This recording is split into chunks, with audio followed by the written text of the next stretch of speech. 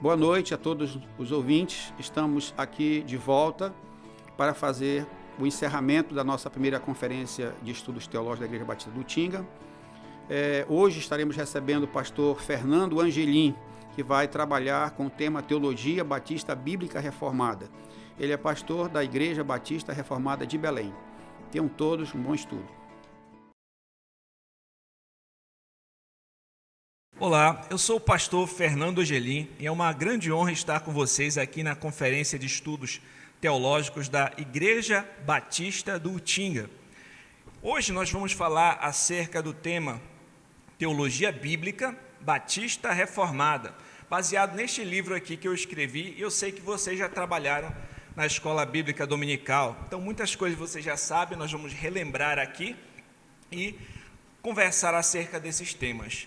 Eu peço que você abra a sua Bíblia em Lucas, no capítulo 24, nós vamos ler o versículo de número 44, diz assim: A seguir, Jesus lhes disse: São essas as palavras que eu vos falei, estando ainda convosco, importava se cumprisse tudo o que de mim está escrito na lei de Moisés, nos profetas e nos salmos. Vamos ao Senhor em oração. Santo Deus e Pai Todo-Poderoso, nós te agradecemos, Senhor, por mais um dia de vida.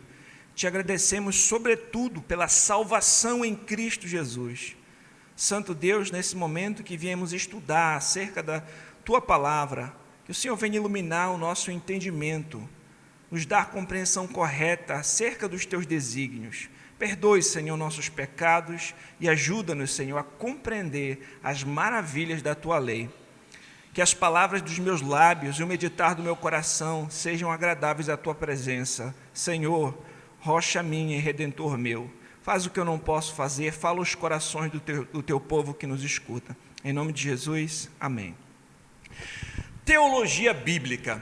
A teologia é o estudo da revelação de Deus.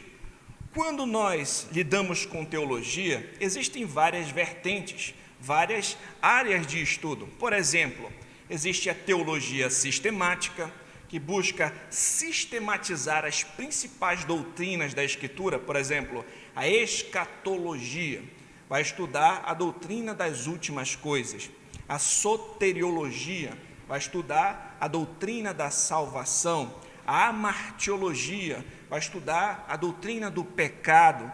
Então, a teologia sistemática, por exemplo, se preocupa em sistematizar as principais doutrinas da Escritura e apresentar aos seus estudantes, né? A teologia pastoral, por exemplo, vai se preocupar com a aplicação prática, né, das Escrituras. Existem vários ramos no estudo da teologia. A teologia bíblica, que é o nosso assunto aqui hoje, ela se preocupa em compreender o enredo das Sagradas Escrituras. Ela quer entender como se desenvolve a grande história que vai de Gênesis a Apocalipse. Nós vamos observar, por exemplo, como cada parte, né, de cada livro da Escritura é importante nesse grande enredo dos 66 livros da Bíblia. Então, a teologia bíblica vai se preocupar com isso, com os aspectos de continuidade e descontinuidade entre o Antigo e o Novo Testamento, com as alianças que Deus fez ao longo da história. Mas você pode se perguntar, por que isso é importante? Por que é importante nós estudarmos teologia bíblica? Na realidade, o estudo da teologia bíblica pode nos privar de muitos equívocos, muitos erros. Por exemplo, alguém que começa a ler a Bíblia sem uma noção adequada de teologia bíblica, dos seus aspectos de continuidade e descontinuidade, né, pode cometer vários equívocos. Certa vez eu encontrei uma moça que começou a ler aí as Escrituras, estava lendo ali o Pentateuco, e ela começou a ler aquelas leis civis, leis cerimoniais, ali que regiam a nação de Israel, e ela começou a aplicar diretamente tudo aquilo para a sua vida, e perguntou assim: nossa, então quer dizer que agora eu não posso mais comer isso, não posso mais comer aquilo, sem entender né, o momento, o contexto em que aquelas coisas foram orientadas, né, os esclarecimentos posteriores. Outros equívocos podem acontecer, por exemplo, em várias igrejas que trazem a Arca da Aliança para o ambiente de culto, né, fazem uma réplica da Arca da Aliança. Alguns querem judaizar a igreja, por exemplo, tocar chofar, os músicos querem ser chamados de levitas e coisas desse tipo.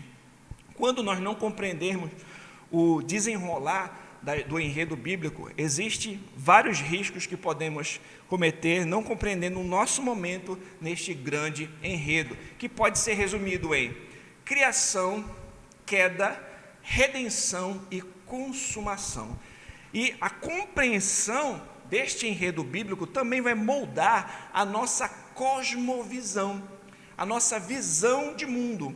Por exemplo, quando nós entendemos a respeito da criação, nós sabemos de onde nós viemos, nós sabemos quem criou todas as coisas. Então, aquelas perguntas a respeito das coisas mais profundas da vida, né, são respondidas à luz de uma cosmovisão cristã. Nós sabemos, por exemplo, por que as coisas são como são, por que existe o mal no mundo, por que nós vemos violências, estupros, corrupção, maldade, porque nós estudamos, sabemos a respeito da queda. Nós também conhecemos quem é que resolve o problema do ser humano. Nós sabemos qual é o caminho verdadeiro para a redenção, que é o nosso Senhor e Salvador Jesus Cristo. E nós também não ficamos desesperados em relação ao futuro, porque sabemos que a morte não tem a palavra final. Nós sabemos que a nossa esperança no porvir é novos céus e nova terra, quando o Senhor Jesus Cristo voltar para a consumação de todas as coisas. Então, uma compreensão adequada da teologia bíblica vai moldar a nossa cosmovisão, nossa visão de mundo, vai nos privar de vários equívocos e vai nos ajudar a compreender um mundo à lente das Sagradas Escrituras, compreendendo em que momento nós estamos hoje à luz desse grande enredo, certo? Então, eu trouxe aqui este versículo, quando nosso Senhor Jesus Cristo está no caminho de Emaús, ali, posteriormente a isso, ele, ressurreto, encontra com os seus discípulos e vai mostrar como aquilo que estava escrito na lei de Moisés, nos profetas e nos salmos, falava a seu respeito. Nós vamos ver que as Escrituras, elas vão falar a respeito do nosso Senhor e Salvador, Jesus Cristo. Alguém certa vez disse que o Antigo Testamento promete o Cristo que viria e o Novo Testamento testifica que ele veio, resumindo esse grande enredo ali do Antigo e Novo Testamento. Então nós vamos conversar um pouco acerca deste grande enredo, em que o Pai enviou seu Filho por meio do Espírito para salvar um povo para a sua glória. Quando nós estudamos teologia bíblica, né, existem algumas vertentes de estudo, né? Por exemplo, hoje em dia existem várias vertentes, existem várias posições, vários grupos que compreendem as Escrituras de determinadas maneiras. Por exemplo, existem os dispensacionalistas, são aqueles que entendem que o desenrolar do enredo bíblico se dá através de dispensações, de períodos em que Deus resolve testar o seu povo. Existem aqueles que são adeptos da teologia da nova aliança, né? Existem outras vertentes que mesclam essas posições. E existem também aqueles que são os aliancistas, ou seja, que entendem que o desenrolar do enredo bíblico se dá através das alianças que Deus fez, né, com o seu povo. E entre os aliancistas existem os pedobatistas, por exemplo, os presbiterianos, aqueles que subscrevem a Confissão de Fé de Westminster, a Confissão de Fé de Savoia, a Declaração de Fé de Savoia, são pedobatistas, ou seja, a compreensão que eles têm do enredo das Escrituras os leva ao pedobatismo, ao batismo de infantes, o batismo de bebês. Nós que somos batistas, que subscrevemos a Confissão de Fé Batista de Londres de 1689, temos uma compreensão da teologia bíblica aliancista, sim, entendemos que o desenrolar do enredo bíblico se dá através das alianças que Deus fez. Entretanto, a maneira confessional dos batistas compreenderem o enredo das Escrituras os leva ao credo-batismo, ou seja, ao batismo de crentes, daqueles que professam fé em Jesus Cristo, assim como em todas as vezes que o batismo é apresentado no Novo Testamento, ele é apresentado após uma declaração de fé. Eles creram e foram batizados. Então, nós, batistas, entendemos que as Escrituras, de fato, se desenvolvem através das alianças que Deus fez. Entretanto, nós compreendemos que na nova aliança, aqueles que fazem parte são aqueles que foram circuncidados no coração, aqueles que nasceram de novo e que, então, demonstraram arrependimento, fé em Cristo, logo são batizados.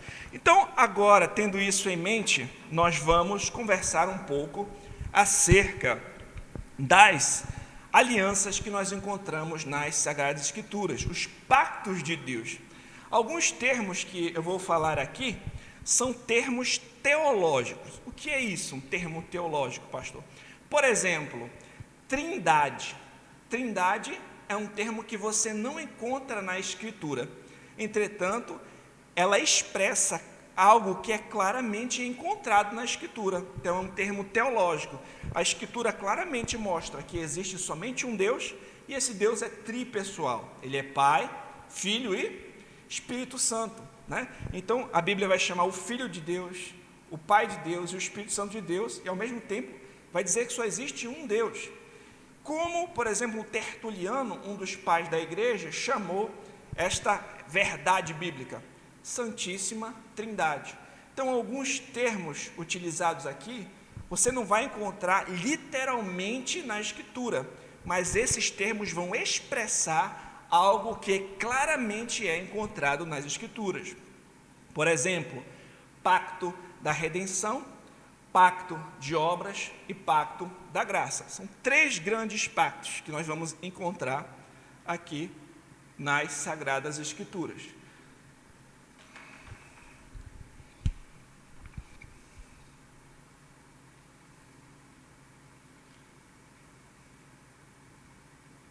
Pacto da redenção, pacto de obras e o pacto da graça. Nós encontramos estes termos, fé, são termos teológicos, como eu já falei a vocês. Pastor, o que significa o pacto da redenção? O pacto da redenção é o eterno acordo envolvendo as pessoas da Trindade para a salvação de um povo eleito na história.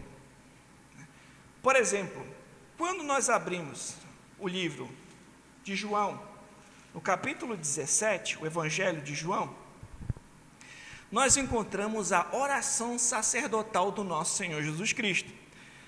Ele vai dizer o seguinte, verso 3: E a vida eterna é esta, que te conheçam a ti, o único Deus verdadeiro, e a Jesus Cristo, a quem enviaste. Eu te glorifiquei na terra, consumando a obra que me confiaste para fazer. E agora glorifica-me, ó Pai, contigo mesmo, com a glória que eu tive junto de ti antes que houvesse mundo. O Filho de Deus, o Verbo de Deus, o nosso Senhor Jesus Cristo, está orando ao Pai, dizendo: olha, eu cumpri a missão que o Senhor me deu, agora me glorifica com a glória que eu tinha antes que houvesse mundo, antes da fundação do mundo. Jesus Cristo não é alguém que simplesmente passou a existir. O Filho de Deus não é alguém que passou a existir somente na encarnação. No princípio era o Verbo estava com Deus, o Verbo era Deus. O nosso Deus, como eu falei, ele é triuno. E nós vimos que o Pai deu uma missão ao Filho. Então o Pai determinou, o Filho executou e o Espírito aplica essa salvação no coração do seu povo, de um povo específico, da sua igreja, do povo de Deus. Então, esse acordo que houve entre as pessoas da Trindade, nós chamamos de pacto da redenção. A Bíblia vai dizer, por exemplo, que Cristo é o Cordeiro que foi morto desde a fundação do mundo, que nós somos eleitos em Cristo antes da fundação do mundo. Fala a respeito de nós sermos predestinados, né, por Deus. Então, quando nós falamos acerca deste acordo entre as pessoas da Trindade para a salvação de um povo eleito antes da fundação do mundo, nós chamamos isso de pacto da redenção, certo? Pacto de obras. O que é um pacto de obras? Vou desenhar aqui para vocês, aqui a árvore do conhecimento do bem e do mal. Aqui, ó. Adão e Eva. Da árvore do conhecimento do bem e do mal, tu não comerás, porque no dia em que comeres, certamente morrerás. O que é um pacto de obras? É um acordo condicional. É um pacto condicional. Se você obedece, você é abençoado. Mas se você desobedece, você é amaldiçoado.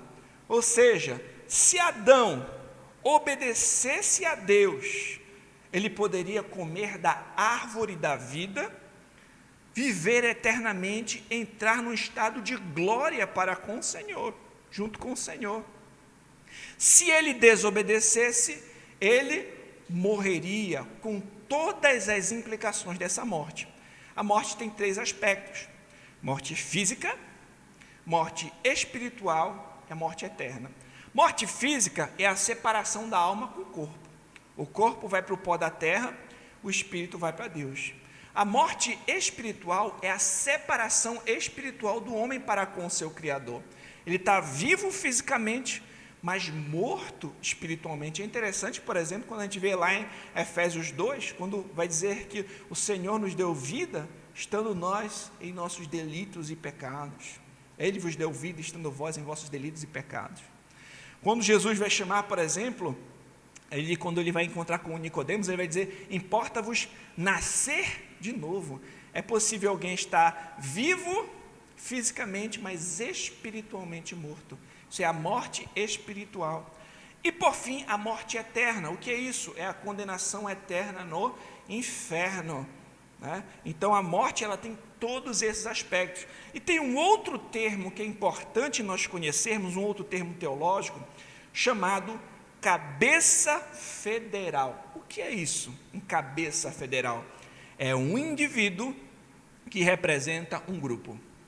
Por exemplo, o pai de família é o cabeça do lar, ele representa a sua família. Talvez vocês que estão na faculdade já perceberam que tem às vezes um representante de turma, né? Tem um indivíduo que representa a turma, né? Então, o conceito de cabeça federal é isso, um indivíduo que representa um grupo. E Adão, ele representava toda a humanidade, ele é o cabeça federal da humanidade. Como nós vamos observar, por exemplo, em Romanos no capítulo 5, você pode abrir comigo, Romanos, no capítulo de número 5, diz assim no verso 12: portanto, assim como por um só homem entrou o pecado no mundo, e pelo pecado a morte, assim também a morte passou a todos os homens, porque todos pecaram. Então esse Adão é um indivíduo que representa um grupo.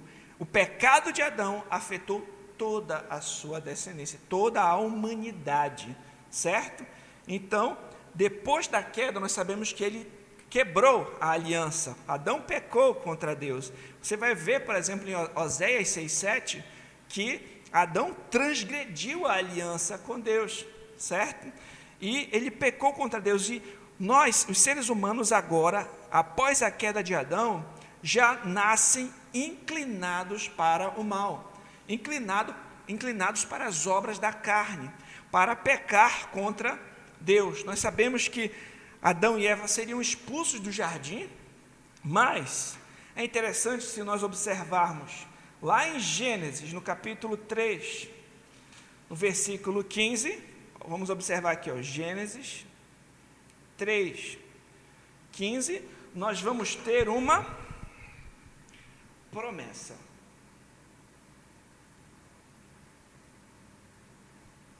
Essa promessa, muitos teólogos chamam de proto-evangelho. Por quê? É a primeira promessa, a primeira menção a respeito do evangelho na Escritura. É o evangelho sendo prometido, sendo revelado como uma promessa. Então nós temos aqui uma promessa de um pacto da graça. A promessa a respeito de um descendente da mulher que viria para esmagar a cabeça da serpente. Nós sabemos, à luz de Apocalipse, que aquela antiga serpente era o diabo. A serpente tentou Eva, Eva comeu do fruto, deu para o seu marido, os dois pecaram, e é o que aconteceu, que nós chamamos de queda. Mas quando Deus fala aqui, em Gênesis 3,15, ele diz à serpente: porém inimizade entre ti e a mulher, entre a tua descendência e o seu descendente. Este te ferirá a cabeça e tu lhe ferirás o calcanhar. Então nós temos uma promessa a respeito de um descendente da mulher que viria para esmagar a cabeça da serpente. E é interessante que no Novo Testamento nós vamos ver que o nosso Jesus Cristo veio para desfazer as obras do diabo, certo? Então, desde Gênesis 3,15, desde Adão e Eva, uma promessa de um pacto da graça, uma promessa de um Salvador, de um Messias, de um descendente da mulher, que iria esmagar a cabeça da serpente, certo? Essa promessa, meus irmãos, ela se desenvolve ao longo de todo o Antigo Testamento. Nós vamos perceber que, após a queda dos primeiros pais, essa consequência do pecado já se torna aparente. Nós vamos ver, por exemplo, a descendência imediata deles. O Caim já vai matar o seu irmão Abel por inveja. Caim vai ter um filho, um descendente, chamado Lameque, que vai ser bígamo, que vai ser assassino também. Nós vamos observar que o Senhor, ali em Gênesis, no capítulo 6, vai observar o coração dos homens e vai conhecer o seu desígnio continuamente mal.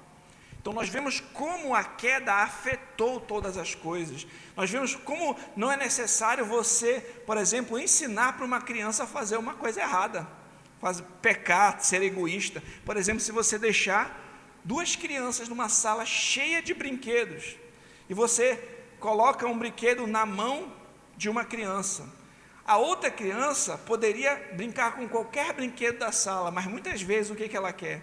Aquele brinquedo que está na mão daquela outra criança. Então nós vimos como o pecado já afetou todo o ser humano. Então aqui no capítulo 6, todo o desígnio humano é totalmente mau. O ser humano ele já não é mais puro, não é mais inocente, ele já nasce contaminado pelos pecados dos seus primeiros pais. E o que Deus faz? Envia um dilúvio para limpar a terra de tanta maldade e perversidade nos corações dos homens. Mas para que a sua promessa pudesse se desenvolver, ele preserva um remanescente, um homem chamado Noé e sua família, certo? Com quem Deus faz também aliança. A aliança que Deus fez com Noé estabelece uma preservação física para o desenvolvimento da promessa. Qual é o sinal dessa aliança com Noé? Um arco no céu, o arco-íris. Então Deus disse que não ia mais destruir a terra da mesma maneira com o dilúvio, quando ele faz essa aliança com Noé. Então essa aliança com Noé traz estabilidade física para o desenvolvimento da promessa, certo? Entretanto, logo depois que Deus faz aliança com Noé, não pense que agora está tudo lindo, que o pecado foi embora. Posteriormente, o Senhor tinha dito para que eles se multiplicassem e enchessem a terra, mas os seres humanos resolvem fazer o seguinte: eles resolvem se unir, fazer uma torre que fosse até o céu, para tornar célebre o próprio nome deles.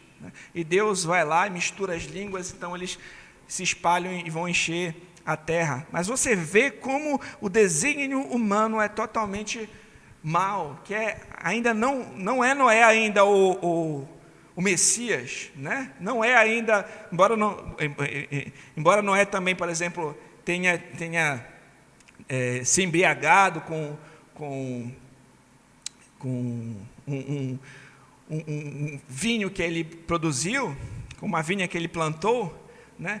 Nós vemos que não é Noé ainda o Messias, o descendente. Ele não era aquele Messias esperado, aquele descendente da mulher que via para desfazer as obras do diabo. Ainda não é Noé o Salvador, o Messias, embora ele fosse um homem piedoso e ele tenha sido da linhagem desse Messias, tenha sido alguém que de alguma maneira prefigurou, apontou para esse Messias, mas ele ainda não era o Salvador. Posteriormente, de Ur dos Caldeus, Deus chama Abraão, com quem também faz aliança, certo? Deus promete a Abraão uma terra, né, abençoada. Deus promete que por meio da sua descendência todas as nações da terra seriam abençoadas. As promessas feitas a Abraão tinham dois aspectos. Tinham aspectos, tanto aspectos físicos, uma terra de fato, a terra de Canaã, uma nações de fato sairiam dele, mas também tinha aspectos espirituais, incondicionais, também apontavam para o Messias. Cristo seria o descendente de Abraão, por meio de quem todas as nações da terra seriam abençoadas. E aqueles que estão em Cristo, que têm a fé de Abraão, herdam as suas promessas. Isso a gente vai ver lá em Gálatas, em outro momento. Nós vamos ver que da linhagem de Abraão, linhagem física de Abraão, né, Deus estabeleceu a nação de Israel, e Deus vai fazer uma aliança no Sinai com Moisés. Deus tira o povo de Israel, né, do Egito.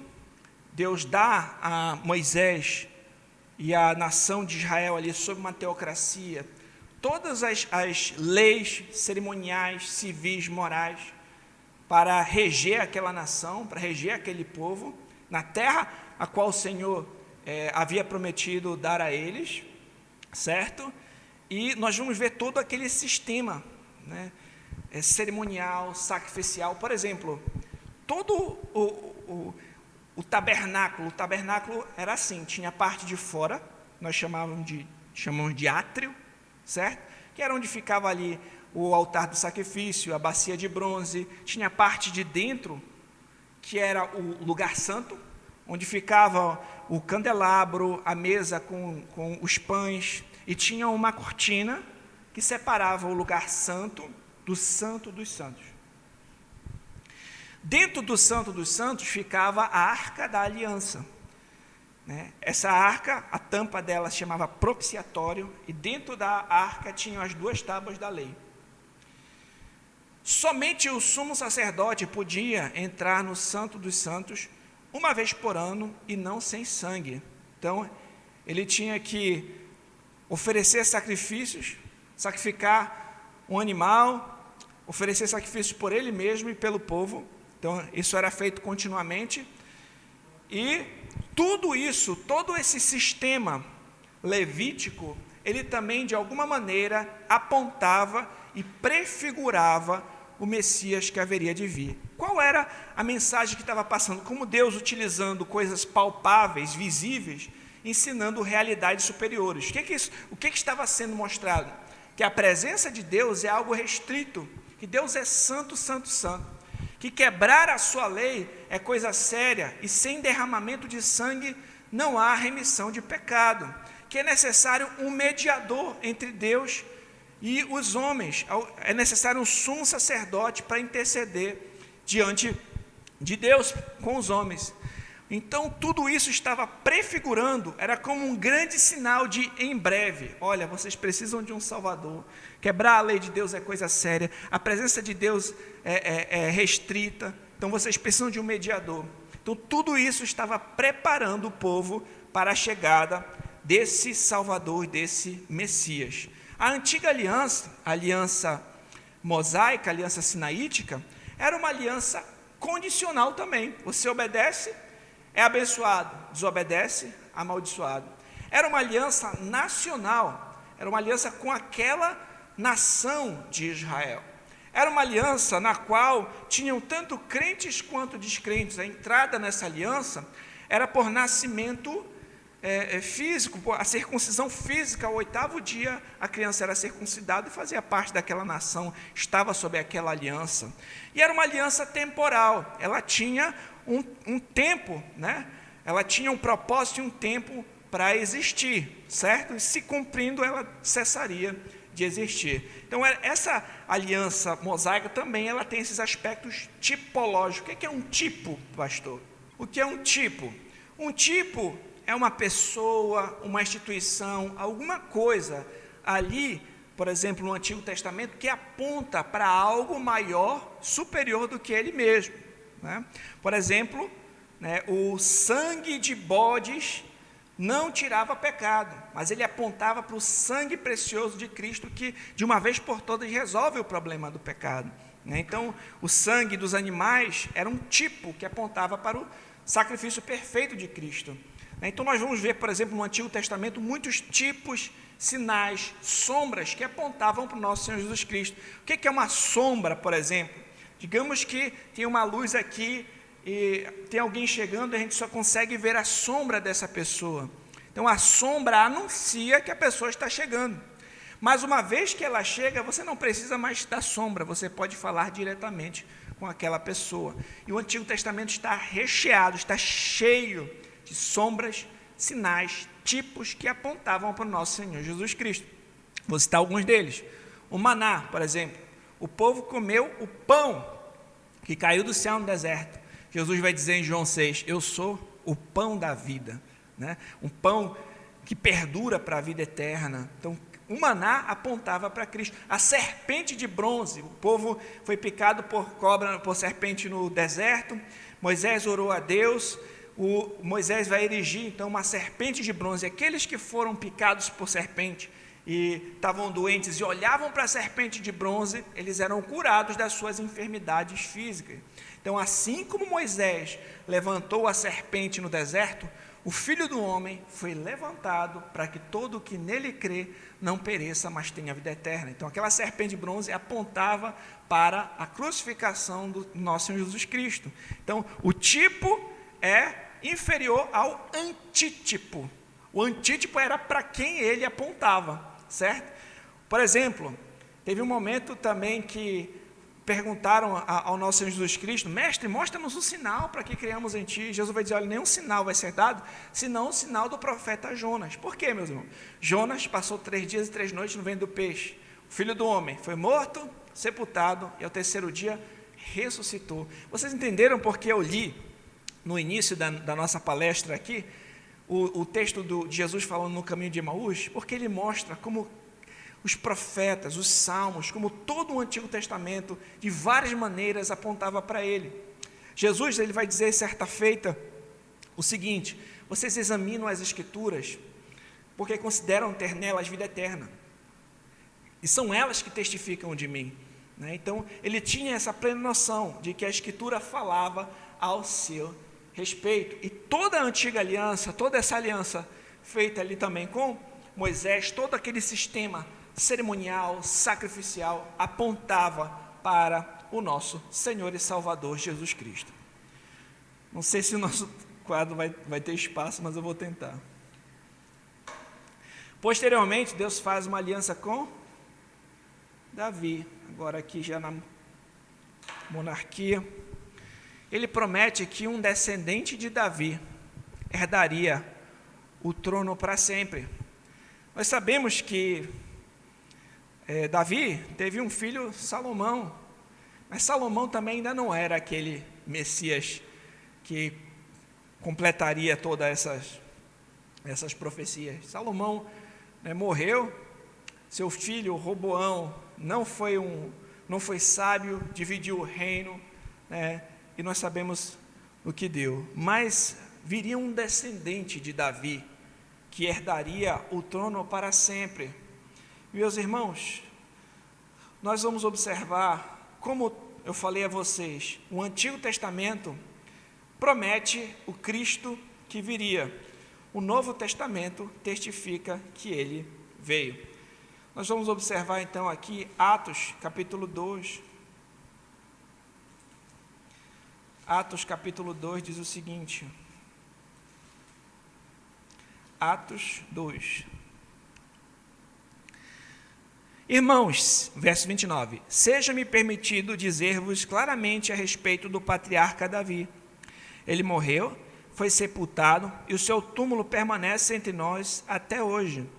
Sendo, pois, profeta, e sabendo que Deus havia jurado que um dos seus descendentes se assentaria no seu trono, prevendo isso, referiu-se à ressurreição de Cristo, que nem foi deixado na morte, nem o seu corpo experimentou corrupção. A este Jesus, Deus ressuscitou, do qual todos nós somos testemunhas. Exaltado, pois, à destra de Deus, tendo recebido do Pai a promessa do Espírito Santo, derramou isto que vedes e ouvis. Então nós vemos quando foi que se cumpriu essa promessa a respeito de um descendente de Davi que se assentaria no trono. Aqui no verso 31 diz que se referiu à ressurreição de Cristo. Então, Cristo é também o descendente de Davi que herdaria o trono para sempre. Então nós vamos ver aqui, meus irmãos, o seguinte, aqui, ó, as alianças que Deus fez. Ó. Nós vimos que houve uma promessa aqui de um pacto da graça. Já vou explicar o que é um pacto da graça. E essa promessa se desenvolveu ao longo de todo o Antigo Testamento. O primeiro Adão foi tentado no jardim e pecou. O segundo Adão, que é o nosso Senhor Jesus Cristo, foi tentado pela serpente, pelo diabo, no deserto, mas não pecou. O primeiro Adão colocou a culpa na sua esposa. A mulher que tu me deste, indiretamente em Deus, a mulher que tu me deste, me deu do fruto. O segundo Adão assume a dívida da sua noiva, da sua igreja. O primeiro Adão caiu, o segundo Adão venceu. O primeiro Adão, pecado de um, trouxe condenação para todos, mas o segundo Adão justifica muitos. Cristo é o descendente da mulher que viria para desfazer para as obras do diabo, para esmagar a cabeça da serpente. Cristo cumpre todas as exigências divinas. Cristo cumpre tudo aquilo que era exigido do seu povo, né, para a salvação. Assim como foi nos dias de Noé, vai ser na segunda vinda de Cristo. Aqueles que estão em Cristo, né, serão salvos do juízo. Deus prometeu que um descendente de Abraão abençoaria, todas as nações seriam abençoadas por meio de um descendente. Gálatas capítulo 3, verso 16 diz o seguinte: ora, as promessas foram feitas a Abraão e ao seu descendente. Não diz e aos descendentes, como falando de muitos, porém como de um só, e ao teu descendente que é Cristo. Ele é o descendente de Abraão, por meio de quem todas as nações da terra seriam abençoadas. É interessante nós observarmos, no verso 28 diz assim: dessarte não pode haver judeu nem grego, nem escravo nem liberto, nem homem nem mulher, porque todos vós sois um em Cristo Jesus. E se sois de Cristo, também sois descendentes de Abraão e herdeiro das promessas.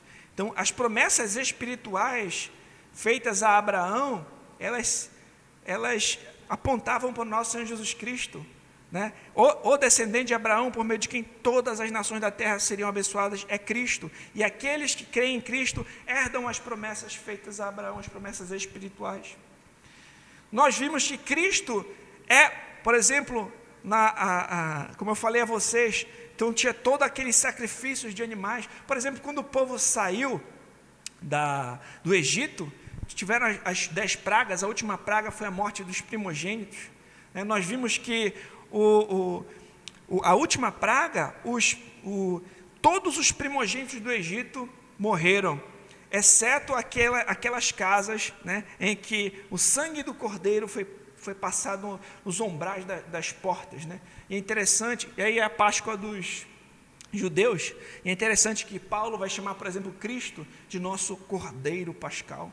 Ele é que nos lava com o seu sangue. Nós vimos, por exemplo, o livro de Hebreus, vai chamar Cristo do nosso perfeito sumo sacerdote. É Ele quem intercede por nós diante de Deus. Lembra daquela cena do sumo sacerdote levando sangue até o santo dos santos? Cristo não entrou simplesmente no tabernáculo físico, Ele entrou à destra de Deus.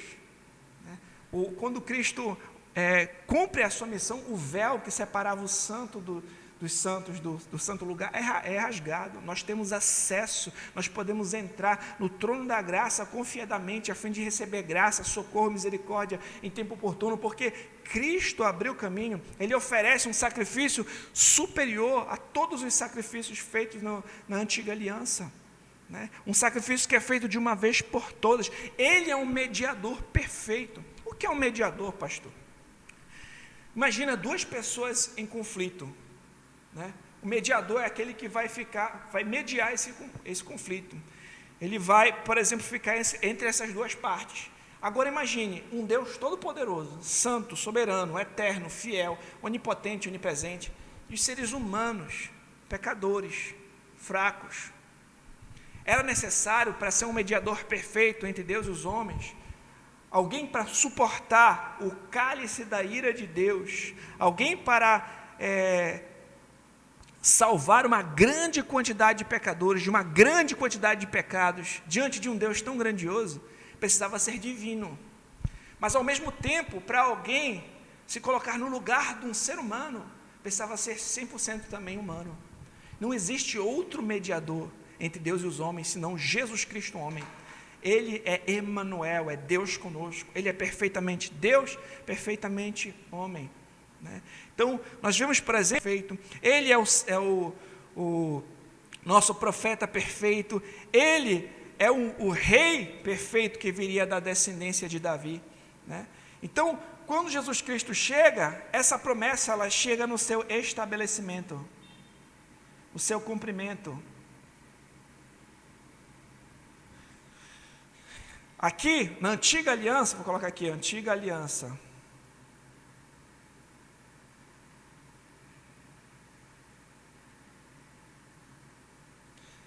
Essa aqui é a antiga aliança. Não deu certo aqui essa.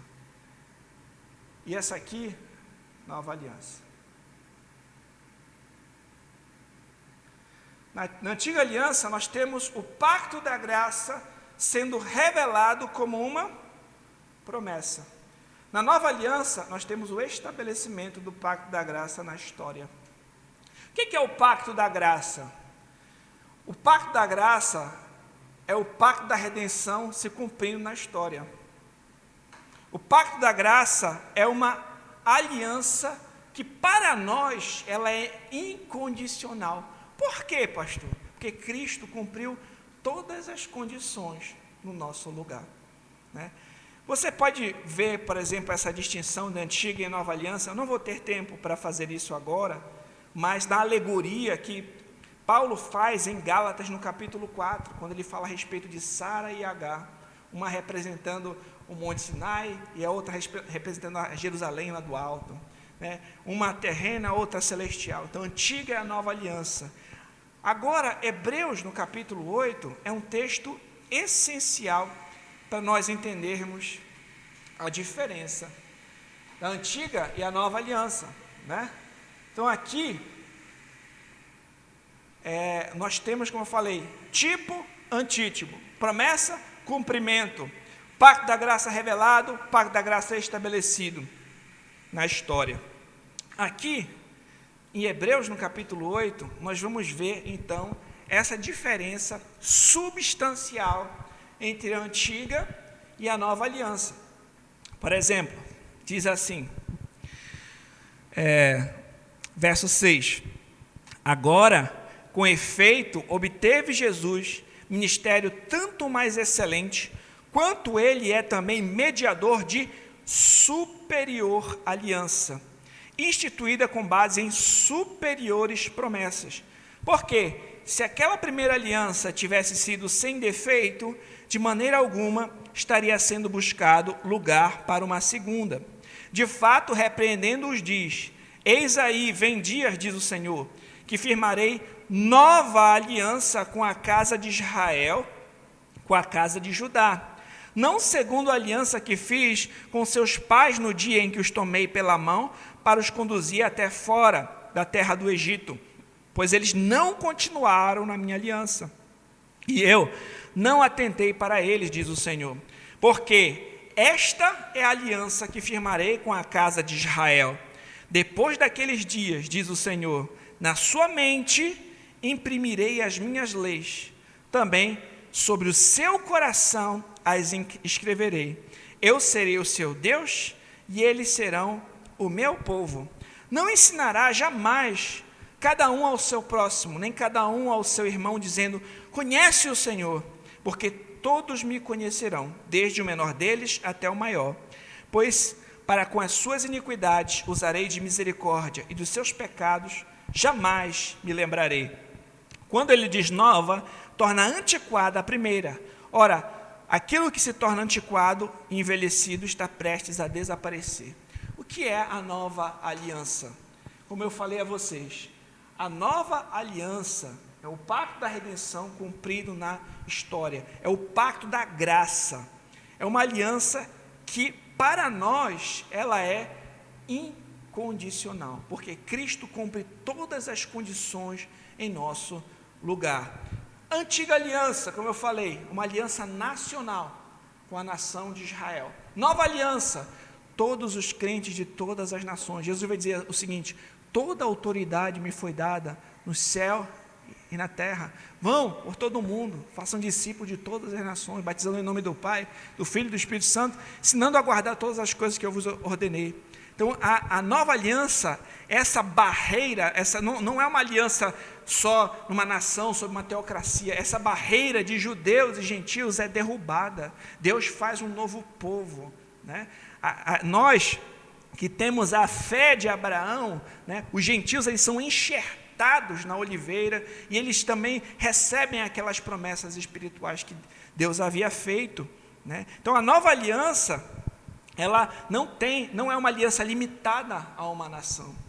A antiga aliança, como eu falei, era a entrada nessa aliança, era uma entrada por nascimento físico, ao 8º dia, né, a criança era circuncidada, o menino era circuncidado e fazia parte daquela aliança.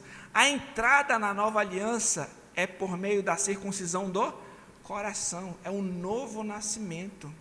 A antiga aliança, né, os animais eram sacrificados, mas isso não resolvia o problema do pecado.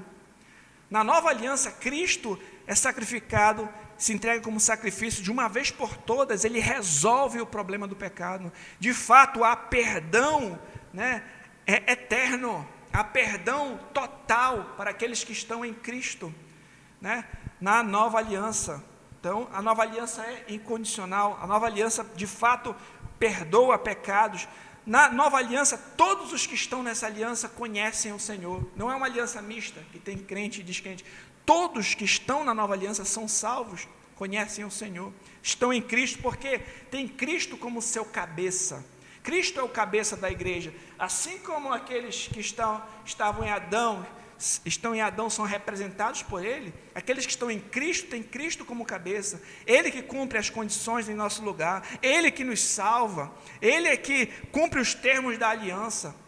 Então é por isso que é um pacto de graça para nós. Nós somos salvos pela graça, mediante a fé em Cristo. Isso não vem de nós, é um dom de Deus. Então a nova aliança é um pacto da graça. A antiga aliança, como eu falei, era temporal. Ela chegou ao seu objetivo, ela foi concluída, revogada. A nova aliança é eterna, ela não termina, né? nós estamos para sempre aliançados com Cristo.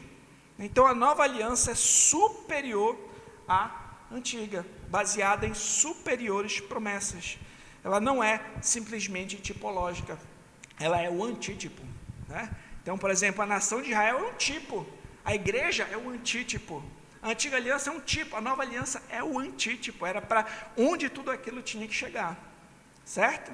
Então a nova aliança é superior. E por que nós batizamos somente os crentes? Porque exatamente, porque a entrada não é por nascimento físico, é pelo novo nascimento, né? Então alguém nasceu de novo, ela demonstra os frutos desse novo nascimento, dessa regeneração, com arrependimento e fé. Ela faz uma profissão de fé em Cristo. Então ela está demonstrando frutos de um arrependimento, e nós batizamos em nome do Pai, do Filho e do Espírito Santo.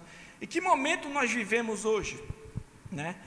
No momento em que Cristo já veio, estabeleceu, o seu reino já está entre nós, mas ainda não na sua plenitude. Nós ainda aguardamos a segunda vinda do nosso Senhor e Salvador Jesus Cristo.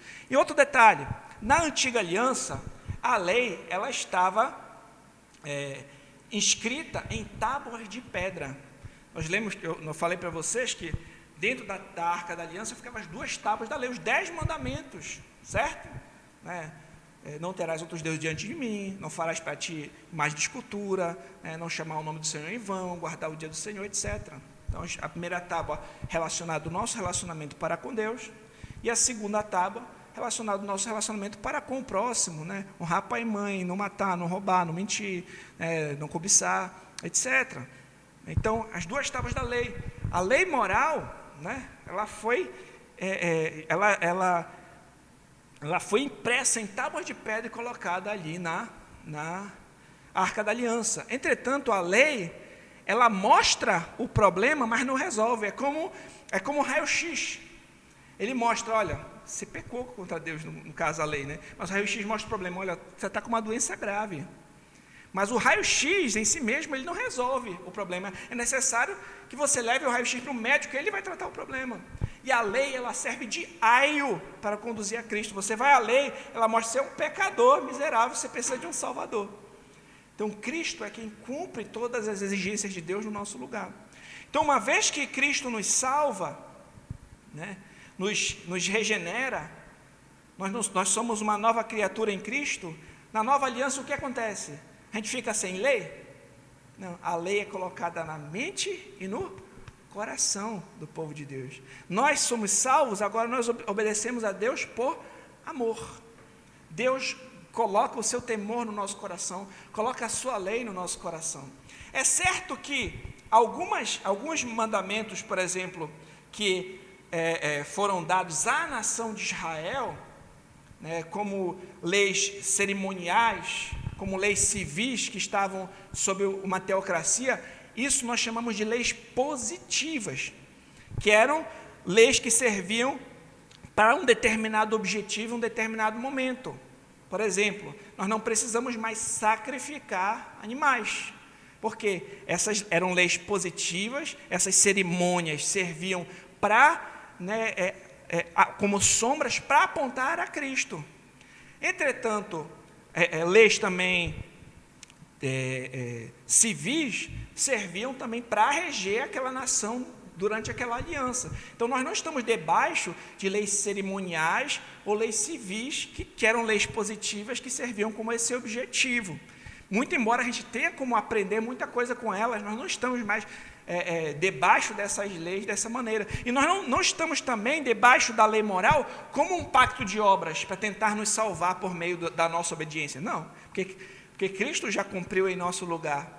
Mas a lei moral, né, nós a obedecemos agora, ela é perene, nós obedecemos agora por amor. O próprio Senhor Jesus Cristo, ele vai resumir os mandamentos de Deus, a lei de Deus, em ama a Deus, né, de todo o teu coração, toda a tua alma, todo o teu entendimento, e ama o teu próximo como a ti mesmo. Isso nada mais é do que um resumo das 2 tábuas da lei. A lei moral, ela é perene. Em qualquer época, mesmo antes da aliança mosaica, por exemplo, quando Caim matou Abel, ele estava transgredindo a lei. Não matarás, não estava escrito, mas existe uma consciência, né, da lei de Deus em todo ser humano. né? Em algum nível, por exemplo, alguém que está matando outra pessoa, ele sabe que está transgredindo uma lei. Então, a lei moral, ela é perene, ela sempre existe e sempre continua. Então, os 10 mandamentos, por assim dizer, eles vão continuar válidos para todos. Então, na nova aliança, não é que esses mandamentos eles deixam de existir, é que eles são colocados num lugar diferente, não nas tábuas, né, de pedra, mas na mente e no coração do povo de Deus, certo? E tem uma coisa também interessante da gente conversar, que é, todo mundo que foi salvo, mesmo no Antigo Testamento, foi salvo por Cristo, pela fé no Cristo que viria. A gente vê isso, por exemplo, em Romanos capítulo 3, diz assim: sendo justificados gratuitamente por sua graça, mediante a redenção que há em Cristo Jesus, a quem Deus propôs no seu sangue, como propiciação mediante a fé, para manifestar a sua justiça, por ter Deus, na sua tolerância, deixado impunes os pecados anteriormente cometidos, tendo em vista a manifestação da sua justiça no tempo presente, para Ele mesmo ser justo e justificador daquele que tem fé em Jesus.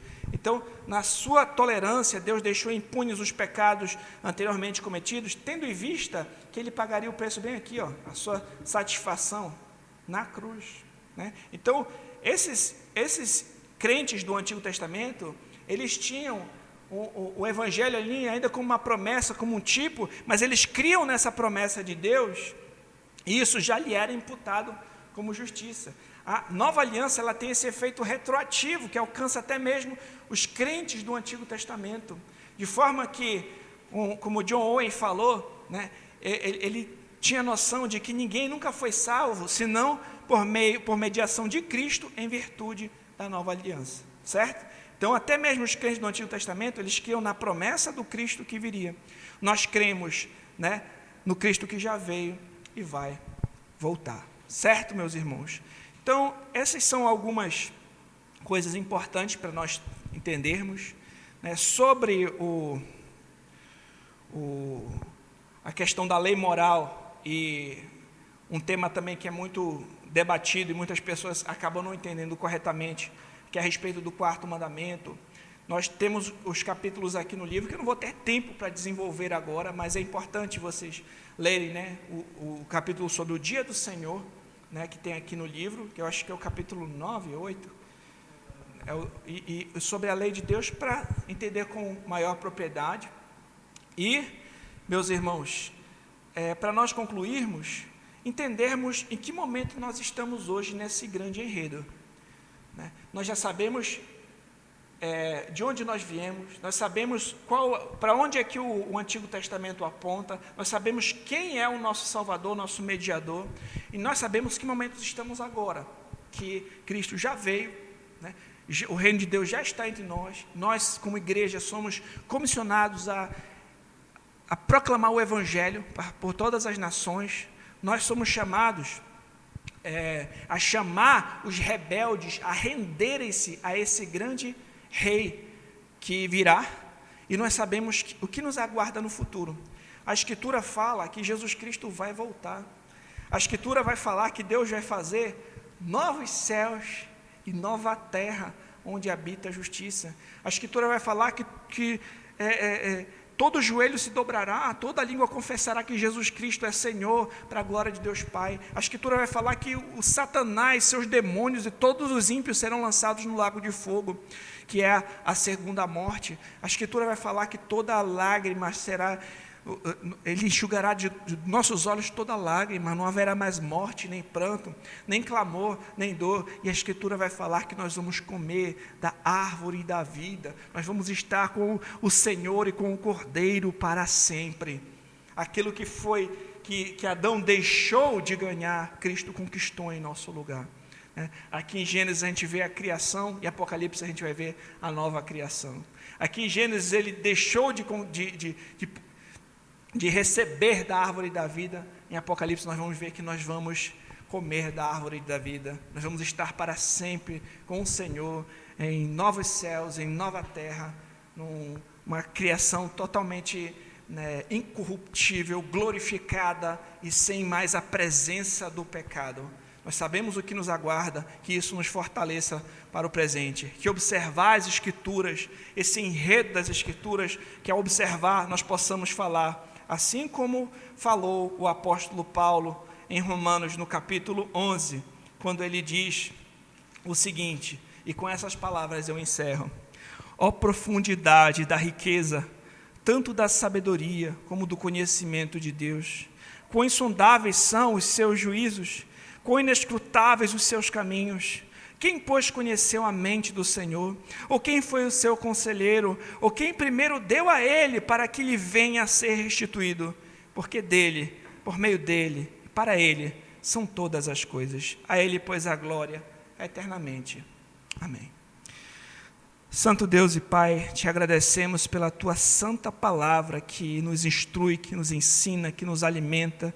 Pai, te agradecemos, Senhor, pelo Cristo que o Senhor prometeu ao longo da história, que veio na plenitude dos tempos, que morreu na cruz do Calvário, que ressuscitou ao terceiro dia para a nossa justificação, que foi assunto aos céus, está à tua destra reinando, e que porque por meio dele podemos entrar na tua presença, Senhor, confiadamente, a fim de receber graça, socorro e misericórdia em tempo oportuno, que possamos saber, Senhor, que estamos na nova aliança, que Cristo é o cabeça da igreja e que vamos te obedecer por amor, que a tua lei é gravada em nossos corações na nova aliança e nós a obedecemos porque te amamos, Senhor. Como a tua palavra diz, Senhor, nós amamos porque o Senhor nos amou primeiro, e aquele que tem os meus mandamentos e os guarda, esse é o que me ama. Que possamos, Senhor, por amor te obedecer, por amor pregar o teu evangelho, por amor chamar os rebeldes a renderem-se ao grande rei que virá. Abençoa, Senhor, todos que estão ouvindo e que as tuas palavras estejam gravadas em nossos corações, para não pecarmos contra ti, que venhamos perseverar, Senhor, crendo, confiando em ti até aquele grande dia. Em nome de Jesus, amém. Então, chegamos ao fim da nossa primeira conferência de estudos teológicos, cujo tema foi um resgate histórico à sã doutrina.